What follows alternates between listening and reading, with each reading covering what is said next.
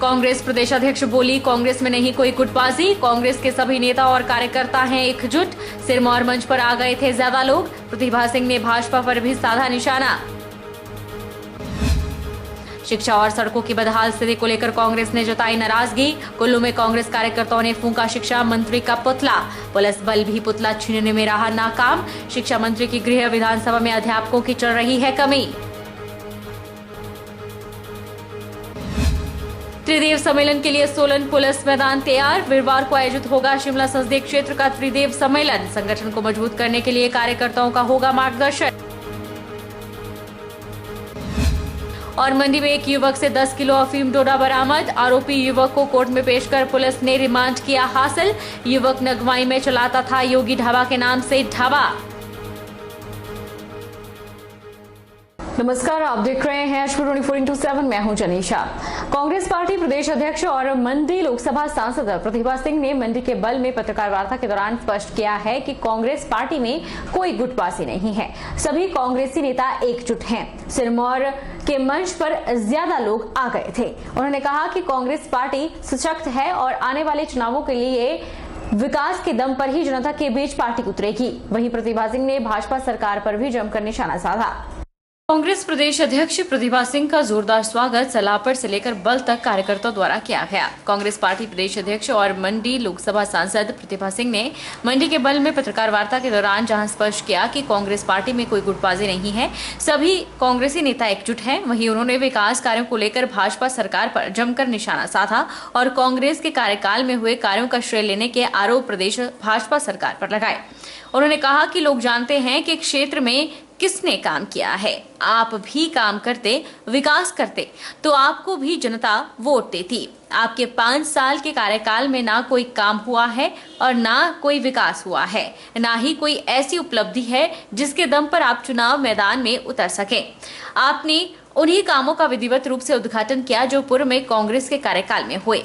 प्रतिभा सिंह ने कहा कि स्वर्गीय पूर्व मुख्यमंत्री वीरभद्र सिंह अग्रिम में ही विभागों को पैसा देते थे। जो काम उस वक्त पूरे नहीं हो सके, उन कामों का उद्घाटन करने का अब इस सरकार को मौका मिल रहा है और जनता भी जानती है कि भाजपा की सरकार मात्र श्रेय ले रही है।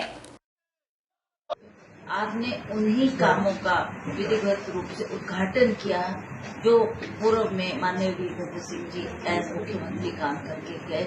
उनके सभी वो अग्रिम में ही पैसा डिपार्टमेंट को देते थे। डिपार्टमेंट ने वो बिल्डिंग्स तैयार की, चाहे वो शिक्षा की, चाहे स्वास्थ्य की, चाहे अन्य विभागों की।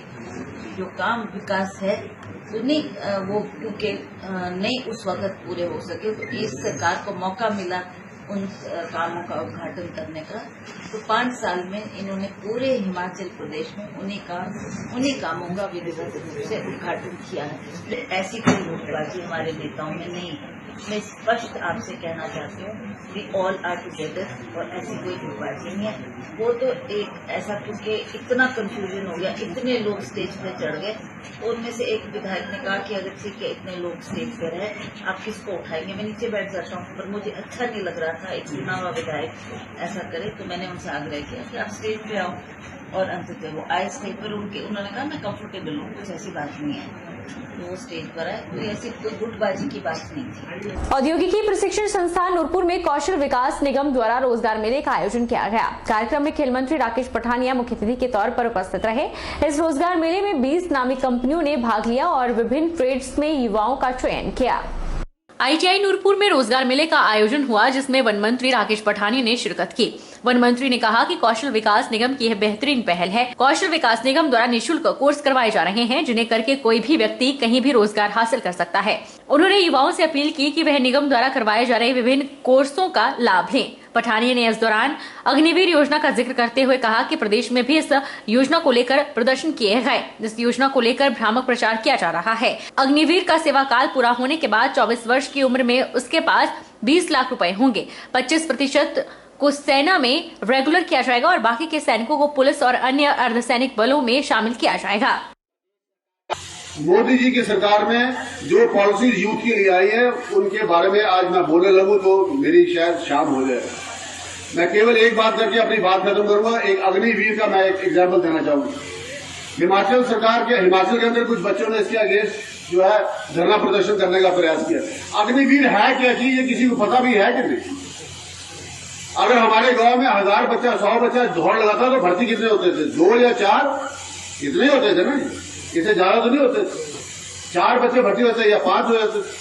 जो कोटा था हिमाचल आर्मी का वो 20% है जो हर साल नए भर्ती हुए, और ये अग्निवीर के तहत 25% तो नए भर्ती होंगे जो रेगुलर होंगे। इसके अलावा 75 होल को जो मौका मिल गया, जब वो केवल बच्चा 24 साल की उम्र में बाहर आएगा तो उसके खाते में 12 से 20 लाख रुपया उसके अकाउंट में होगा। आज बताइए मेरे को कितने ऐसे किस्मत वाले बच्चे हैं जो 24 साल की उम्र में जिनके खाते में 15 लाख रुपया होगा। शिमला संसदीय क्षेत्र का त्रिदेव सम्मेलन वीरवार को पुलिस मैदान सोलन में आयोजित होगा, जिसमें केंद्रीय कृषि मंत्री नरेंद्र तोमर, प्रदेश के मुख्यमंत्री सहित भाजपा के अन्य वरिष्ठ नेता उपस्थित रहेंगे और संगठन को मजबूत करने के लिए कार्यकर्ताओं का मार्गदर्शन करेंगे। सोलन में त्रिदेव सम्मेलन की तैयारियों को अंतिम रूप देने के लिए कार्यक्रम के प्रभारी और स्वास्थ्य मंत्री राजीव सेजल और नाहन के विधायक राजीव बिंदल ने सभा स्थल का जायजा लिया और कार्यकर्ताओं को उचित दिशा निर्देश दिए। कार्यक्रम में 6900 के करीब त्रिदेव और बूथ पालक भाग लेंगे, जिसके लिए पूरी व्यवस्था कर ली गई है। स्वास्थ्य मंत्री ने बताया कि भाजपा अनुशासन वाली पार्टी है और आगामी चुनावों के लिए संगठन को मजबूत करने के लिए इस त्रिदेव सम्मेलन का आयोजन किया जाएगा।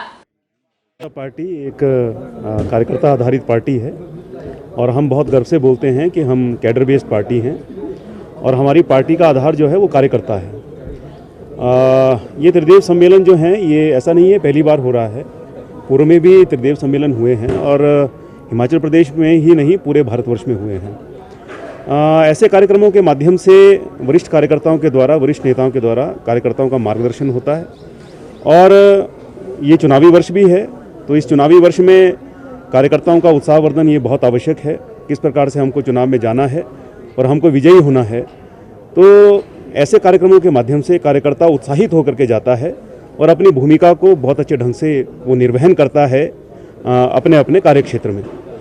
तो मूल उद्देश्य तो कार्यकर्ता को प्रोत्साहित करना है और 2022 हम विजित हों, हम विजयी हों, एक बार फिर से भारतीय जनता पार्टी की सरकार प्रदेश में बने, इस उद्देश्य को लेकर के जो है विशेष उद्देश्य को लेकर के ये कार्यक्रम जो है वो हो रहा है। हिमाचल प्रदेश में मानसून का सीजन शुरू होने से पहले पहाड़ों पर भारी तबाही देखने को मिल रही है। चंबा जिला के अंतर्गत आने वाले भलई क्षेत्र की पंचायत वालू के गांव कुपाड़ी में भारी बारिश के कारण मलबे में 2 वाहन दब गए। लगातार हो रही बारिश अब लोगों के लिए नुकसानदायक साबित हो रही है। भलई के गांव कुपाड़ी में भारी बारिश से मलबा बह आया, जिस कारण सड़क में लगी गाड़ियां भी दब गई। चंबा जिला की पांगी घाटी को जोड़ने वाले साचपास दर्रे से जहां एक तरफ चंबा के लिए आवाजाही शुरू हो गई थी और जिला मुख्यालय से पांगी को जाने वाला नजदीकी रास्ता माना जाता है, लेकिन 14,500 फीट की ऊंचाई पर स्थित साचपास दर्रे पर रुक रुक कर हिमपात होने से परेशानी होने लगी है। सबसे अधिक ऊंचाई पर स्थित और सबसे खूबसूरत पर्यटन स्थल साचपास दर्रे को देखने के लिए हर साल लाखों की संख्या में पर्यटक यहां पहुंचते हैं और यहां पर बर्फबारी का आनंद लेते हैं। पिछले 2-3 दिनों से साचपास दर्रे पर हिमपात होने से बीच बीच में वाहनों की आवाजाही पर इसका असर पड़ने लगा है। सबसे बड़ी मुश्किल यहां तब बढ़ती है जब यहां कोई भी नेटवर्क नहीं चलता। ऐसे में बैरागढ़ के पास पुलिस की पोस्ट भी तैनात रहती है, जो आने वाले यात्रियों की जानकारी रखती है। पिछले कल यहां पर 1.5 फीट के आसपास हिमपात होने से रास्ता भी बंद रहा, लेकिन अब चुराहा प्रशासन ने एहतियात के तौर पर 2 बजे के बाद साचपास की तरफ वाहनों की आवाजाही पर रोक लगा दी है। एसडीएम चुराहा गिरीश सुमरा ने जानकारी दी कि 2-3 दिन से मौसम खराब है और साचपास पर बर्फबारी होने से परेशानी बढ़ जाती है। इसके लिए पुलिस को भी निर्देश दिए गए हैं कि लोगों की सही जानकारी रखें। पांगी जाने वाली यात्री है या जो पांगी की ओर लोकल लोग जाना चाहते हैं तो वो ऐसे में ना जाए और बैरागढ़ पुलिस जो चौकी है और जो कंट्रोल लाइन हमारी है वहाँ पर वो उनको नहीं जाने देते हैं। हाँ, टूरिस्ट जो बर्फ देखने आता है उनको हम जाने देते हैं, लेकिन इस कंडीशन पर ही जाने दिया जाता है कि वो शाम तक वापस आ जाए और जहाँ बर्फ स्नो हो रही है या रोड ब्लॉक है वहीं से वापस आ जाए। तो इस तरीके के 2-4 हमने पॉइंट आइडेंटिफाई किए हुए हैं कि वहां से आगे नहीं जाते हैं और बाकायदा उनका रिकॉर्ड रखा जाता है कि कौन टूरिस्ट चला गया और कितने। उनको इंस्ट्रक्शन दी गई कि 5 बजे से पहले सभी टूरिस्ट जो है इस दौरान वापस आ जाए जब बर्फबारी या मौसम खराब हो। अभी एज ऑफ लेटेस्ट जानकारी के जो हमारे पास उपलब्ध है उसके मुताबिक साच पास जो है अभी खुला हुआ है।